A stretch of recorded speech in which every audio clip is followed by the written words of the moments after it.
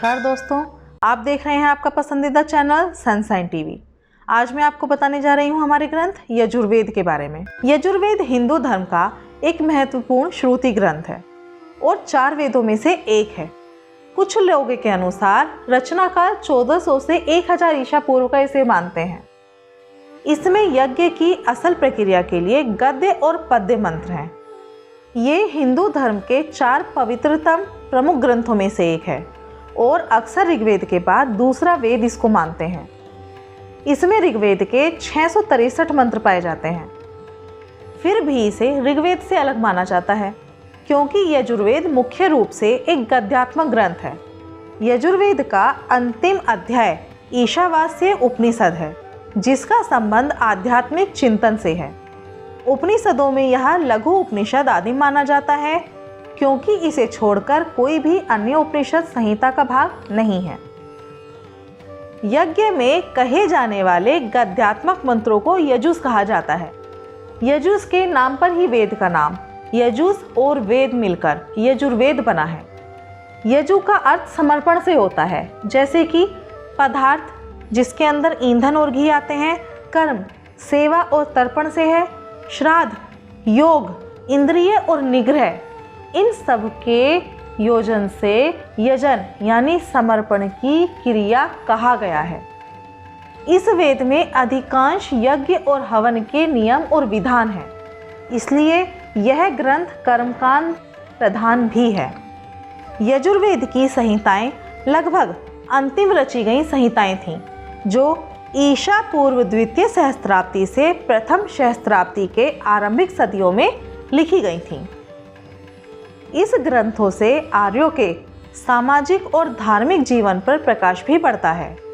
उनके समय की वर्ण व्यवस्था और वर्णाश्रम की झांकी भी इसमें है। यजुर्वेद संहिता में वैदिक काल के धर्म के कर्मकांड आयोजन हेतु यज्ञ करने के लिए मंत्रों का संग्रह है। इनमें कर्मकांड के कई यज्ञों का विवरण है। अग्निहोत्र, अश्वमेध, वाजपेय, सोमयज्ञ, राजसूय, अग्निचयन। ऋग्वेद के लगभग 663 मंत्र यथावत यजुर्वेद में मिलते हैं। यजुर्वेद वेद का एक ऐसा प्रभाग है जो आज भी जनजीवन में अपना स्थान किसी न किसी रूप में बनाए हुए है। संस्कारों एवं यज्ञ कर्मकांडों के अधिकांश मंत्र यजुर्वेद के ही हैं। यजुर्वेद के भाग की बात की जाए तो यजुर्वेद मुख्य रूप से 2 भागों में बांटा गया है। पहला शुक्ल यजुर्वेद, जिसे आदित्य संप्रदाय भी बोला जाता है। दूसरा है कृष्ण यजुर्वेद, जिसे ब्रह्म संप्रदाय कहते हैं। शुक्ल यजुर्वेद की शाखाओं में 2 प्रधान संहिताएं हैं, जिनमें मध्यदीन संहिता और कर्ण संहिता ही वर्तमान में उपलब्ध। आजकल प्राय उपलब्ध होने वाला यजुर्वेद मध्यदीन संहिता ही है। इसमें 40 अध्याय, 1975 खंडिकाएं, 3988 मंत्र हैं। विश्वविख्यात गायत्री मंत्र तथा महामृत्युंजय मंत्र भी इसमें हैं। इसकी संहिताओं को वाजस्नेय भी कहा गया है क्योंकि वाजसनी के पुत्र याज्ञवल्क्य वाजस्नेय इसके दृष्टा थे। यजुर्वेद कर्मकांड से जुड़ा हुआ है। इसमें विभिन्न यज्ञों जैसे अश्वमेध का वर्णन है। यजुर्वेद पाठ अद्भुर्य द्वारा किया जाता है। मुख्य रूप से यजुर्वेद 5 शाखाओं में विभक्त है, जैसे कि काठल, कपिस्थल, मैत्रियाणी, तैत्तिरीय और वाजस्नेय।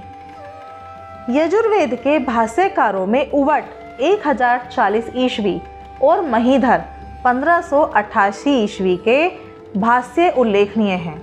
इनके भाष्य यज्ञ कर्मों से संबंध दर्शाते हैं। श्रृंगेरी के शंकराचार्यों में भी यजुर्वेद भाष्यों की विद्वता की परंपरा रही है। अब आते हैं कृष्ण यजुर्वेद पर। इसमें मंत्रों के साथ साथ तंत्री योजक ब्राह्मणों का भी सम्मिश्रण है।